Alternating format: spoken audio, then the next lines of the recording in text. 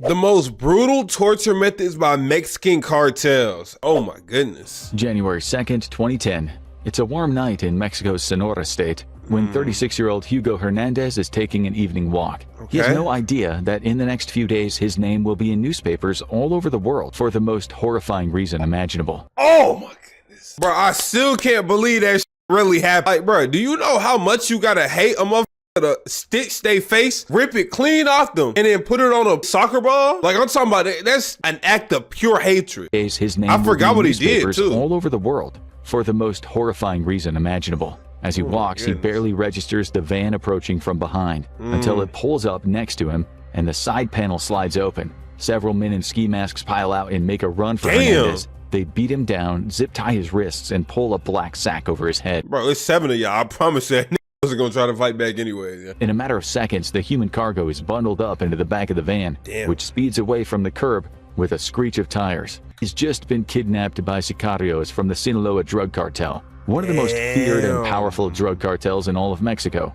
But Hugo's ordeal isn't over, not by a long shot. He's about to find out exactly why the Sinaloas command so much terror. When Hugo Hernandez wakes up, he's in Sinaloa territory. The sicarios beat him viciously, while one among their numbers readies a chainsaw. This is where everything gets messy, both in the room where Hernandez is being held and in our knowledge of the story. We don't know for sure whether Hernandez was alive when they... For bro's sake, I would just hope he was passed away. But what I know about these cartels, bro, I don't think they would hesitate to do this if he was alive, bro. Like, if I'm being completely honest. Expertly peeled off his face. We don't know if he was alive when they cut off every one of his limbs before tearing his head from his torso. We can only hope for Hugo's sake that they were feeling merciful that day. What we do know is what happened afterward. On January 8th, after the sicarios are finished with Hugo, his torso and all of the limbs that used to be attached to it turn up in 2 large plastic containers on the streets of Los Mochis. Hugo's face, meticulously stitched onto a soccer ball, is found in a plastic bag near City Hall with a note that reads, "Happy New Year," because... And after all this, I still don't know what the hell he did, bro. This is like my second time hearing about this situation. I don't know what the did to deserve this, bro. This will be your last, because when it comes to the dark art of violence and torture, the drug cartels of Mexico are nothing if not disgustingly creative. You've heard the stories: shootings, stabbings, decapitations. It's all true. And what's more, it's generally underselling just how brutal agents and even leaders of Mexico's biggest drug cartels can be. This is a multi-billion-dollar industry, and one of the most competitive in the world. It's why some of Mexico's leading drug cartels, like the Sinaloas and the Zetas, need to go so above and beyond in establishing that they're not to be messed with. Yo, chat, I was just thinking about this shit like earlier, cause I got a serious question for all my people that live in Mexico. Look, from what I've been told, the cartels run this shit, right? They run the government, they run everything. You know what I'm saying? Okay. But what I want to know is though, like, how is it living down there, bro? Cause like, no funny. I've been doing research into like Chicago, Mexico City, Manila, Philippines, like all of them countries where, all of those cities where violence is just that. You know what I'm saying? It's just something that happened. In Chicago, what I've been told is actually not even that bad. So I'm curious, is Mexico really that bad? So above and beyond in establishing that they're not to be messed with. And leading the charge is Joaquin Guzman, the now incarcerated leader of the Sinaloa drug cartel. And you might know him better by his nickname, El Chapo, Shorty in English. And if the career of Joe Pesci has taught us anything, it's that the little guys with a homicidal streak are some of the scariest gangsters of all. Let's take a look at some of the ways that El Chapo has redefined brutality, even as drug cartels go, with some of his uniquely strange and sadistic torture methods. Wait, so he was actually getting in the field himself? I thought like they sent other people to go do their bidding. Starting with how he saw fit to punish rival drug peddler Israel Rincon, aka El Huacho.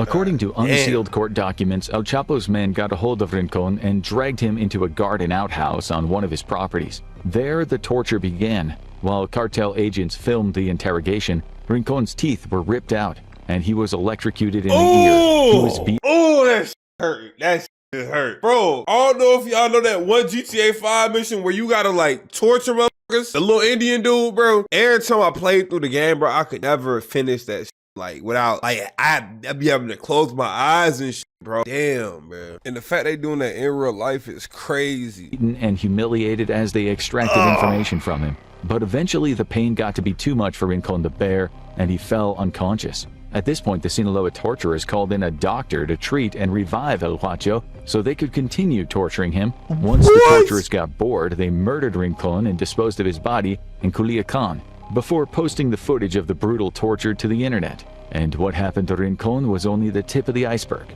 El Chapo is a hands-on torturer. Niggas had a hand-on doctor to resurrect they op and then revive they op to resurrect they op just so they can beat on they ops again. Like, bro, what? That is like absurd levels of hating. Enthusiast. While he often delegates his acts of brutality to some of his countless underlings, he's also more than happy to roll up his sleeves and get to torturing himself. According to one eyewitness, he beat 2 people with a branch until their bodies were, quote, like ragdolls from so many broken bones before having them thrown into a bonfire. Another incident had him non-fatally shoot a rival cartel boss before ordering that the man be buried alive to slowly suffocate. A witness. And bro, these just witnesses. He's just doing it for the love of the game. He ain't doing this to send a message to nobody. He's just doing it because he love it. I mean, at El Chapo's trial, Isaias Valdez Rios described the latter's torture as follows. He had burns made with an iron on his back. His shirt was stuck to his skin. He had burns made with a car lighter all over his body. His feet were burned. It was only after days of being left for dead in an old wooden structure that El Chapo saw fit to bury the man. One of the drug lord's most trusted associates, Antonio Jaguar Marufo, had a special room in his mansion built specifically for torture and the murder of their rivals in the drug trade. The room had a fitted drain in the ground to let the blood drain away more easily, as well as non-stick tiles and soundproofing technology to stop anyone on the outside from hearing the horrific screams from within. Dude, did his kids not live at his crib? Fuck. Chapo's apples didn't fall far from the tree either.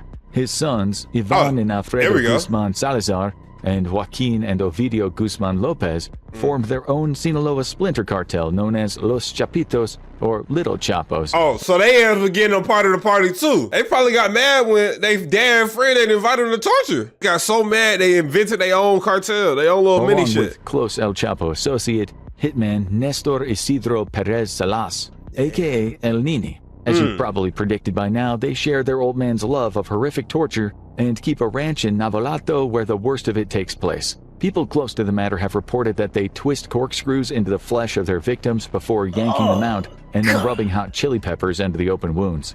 Some are fed, either dead or alive, depending on how lucky they are, to the tigers some of El Chapo's sons keep as pets. Motherfuckers got tigers as pets, bro. Yeah, they dead-ass comic book villains. They're also known for making drug mules out of the local civilians, in many cases killing them and their families if they refuse the offer. But Mexico's cartel community isn't going to let the Sinaloa syndicate have all the fun. There are plenty of horrific instances of violence and torture from El Chapo's many competitors. And now we're going to take you on a traumatic crash course through some of the worst ones. Seriously, we're begging you, put down that sandwich. It's going to get really, really gross. Probably one of the most infamous cases of cartel torture was the one committed against DEA agent Enrique Kiki. Yo, I didn't know I thought DEA agents was like off limits, bro. I thought they would just like figure out their DEA agents and be like, hell no, bro, you can't be around us no more. I didn't know they was on that. Camarena in 1985, when his undercover investigation was blown open by members of the ruthless Guadalajara cartel. Kiki's death was anything but quick, as his captors saw fit to torture him to death over the course of 30 grueling and humiliating hours. Entire day on February 7, 1985, he was ambushed by a group of armed men in Guadalajara on the way to the U.S. consulate. He went without a struggle, knowing that he was outmatched, and he was taken to a secondary location where the torture... Yeah, hell no, bro. I bet you, I'm gonna have to, on everything I love, I'm gonna have to let them shoot at me, bro. If I'm being completely honest, they gonna have to me, bro. They pull out in front of me, bro. I promise you. What do 7 people want to do with you, man? 7 people pointing at you, man. Hell commenced. No. Rest in peace, but like, come on, while the cartel torturers recorded the interrogation, beating him so viciously that his skull, jaw, nose, cheekbones, and windpipe were crushed. We can only imagine the horror that Kiki felt when his captors produced a power drill, which they used to drill into his skull while he was still alive. How do we know he was still alive? The toxicology report showed the presence of amphetamines in Kiki's system, despite the fact that he never used they were trying to keep his ass alive. This implied to DEA investigators that Kiki was given the drugs so that he would remain awake and conscious during the torture. In more recent years, members of the Jalisco Nueva Generacion Cartel, or CJNG, captured a member of a rival cartel, the aforementioned Los Chapitos, and decided to record his torture and murder. By the time the video started, the man's face was already beaten and bloody, and his arms were being tied behind his back on a chair. One of his torturers produced a chainsaw while another questioned him and began sawing into the man's legs. Eventually, when the torturers had done all they wanted to, they sawed off the man's legs entirely and poured water onto him. Then there are— You got all this shit happening in Mexico when Trump want to invade Venezuela. Man, what are we talking about? There's no way, the man. horrific crimes of the Los Zetas, one of the best-known drug cartels outside of the Sinaloa cartel. The Zetas don't have the Sinaloa's numbers or name recognition, but they make up for it with their truly extraordinary acts of brutality. In one video, a woman in a pink shirt is forced onto her knees by a Los Zetas agent who holds up a straight razor before saying, "Well, gentlemen, this is what happens to all those in the Gulf Cartel," on behalf of Los Zetas. The woman does not resist, seemingly drugged as the man holds the razor to her throat and slices off her head over the course of a brutal 40 seconds as her perforated throat wheezes air. This particular video understandably garnered massive controversy when it was leaked on Facebook.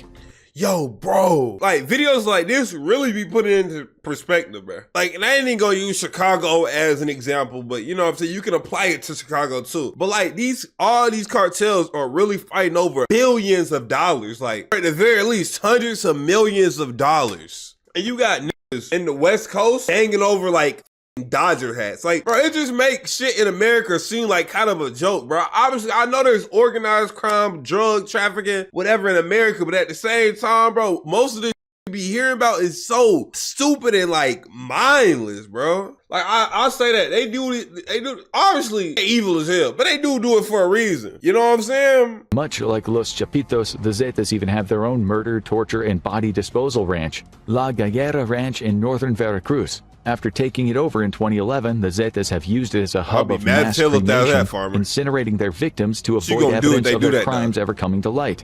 These cremations were performed in the ranch's 12 kitchens, in a scene described by witnesses as something far worse than any horror movie could ever conjure up. Some victims were dissolved in bathtubs full of acid, others were chopped up and fed to crocodiles. In more pedestrian but no less horrifying cases, the bodies of the kidnapped, tortured, and murdered were buried in mass graves around the property. Perhaps the most upsetting part is that the locals knew this was happening for years, and even reported it, but the corrupt local police were in the pocket of the Zetas, and nothing was done. That's what I was questioning earlier, bro. Like, what can you really do? You just a normal old civilian, bro. Like they come up to you and say, you part of the cartel now, and you gotta traffic whatever we give you, bro. You can't say, hell nah, or go to the cops, bro. The cops work for them. Whenever Los Zetas and the kitchen mixes, something horrible is sure to happen, and this fact is true all the way to the top.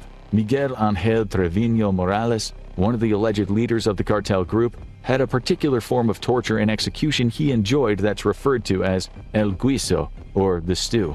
The victims would be forced into a 55-gallon metal drum alive, and a fire would then— How are you doing this to another human? Like, dead ass, bro. Yo, I asked this question last time, but like, it just keep on popping back into my mind. Like, he set underneath them, slowly boiling them alive. The incident that truly put Los Zetas on the map was the infamous 2011 San Fernando massacre, where the Zetas kidnapped and murdered 193 people on La Jolla Ranch after hijacking. Like, there's no way all 193 of them motherfuckers was ops, bro. There's no way. A number of buses, the victims were dragged onto the ranch, where the women were brutalized and killed, and the men were given weapons and forced to fight each other to the death. People who were willing to kill to save their own lives were then recruited as more ruthless hitmen for Los Zetas in what is perhaps the most horrific job application process in modern history. What? The most horrifying part is that this isn't even an isolated incident. Multiple cartels have used forcing people to kill others as a source of psychological torment.